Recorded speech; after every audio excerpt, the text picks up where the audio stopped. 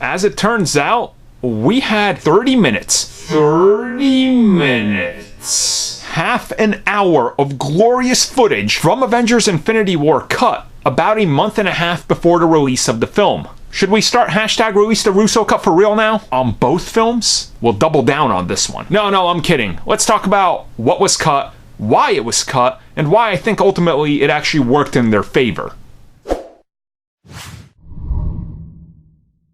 And as always, before we get into this, make sure you guys like, subscribe, and hit the notification bell if you guys want content delivered to you right away. I have no idea how that works, I'll be real with you.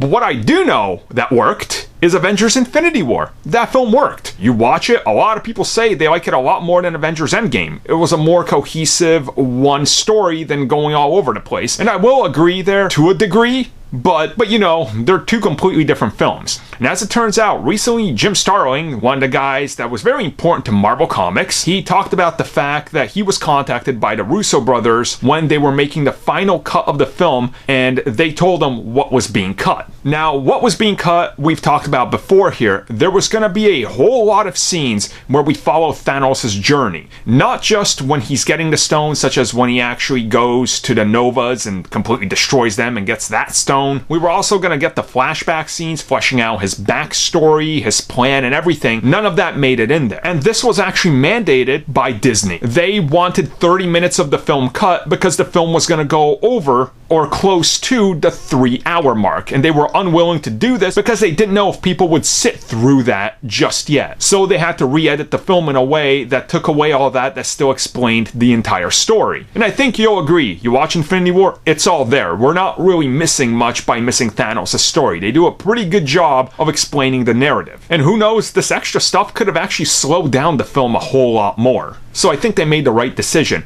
But this just tells you of how much content was cut and what they were doing. It is an interesting thing to think about, where a year before Endgame, you're looking at Disney, they're like 3 hours, nobody's gonna sit through that. We gotta shave off like 30 minutes. Do it. Get on that. We can't do it. After Infinity War passes 2 billion, they're like, 3 hours. Do you need more? We'll give you more. Russo brothers were like, no, with 3 hours is fine, dudes. It's okay. So see how the times have changed in just about a year? It's pretty impressive, right? So ultimately, I think we got a great film. Do I wish we could have gotten these scenes somewhere else? Yeah. Do I wish we could see them at some point? A part of me does, but a part of me doesn't want to see Thanos' backstory or him as like a teenager running around on Titan playing Sega Genesis Space Edition. I have no idea where I was going with that, I'll be real with you. But thanks for watching the video, and remember, like, subscribe. I think I did that at the beginning. God damn, I'm mixed up and whatever.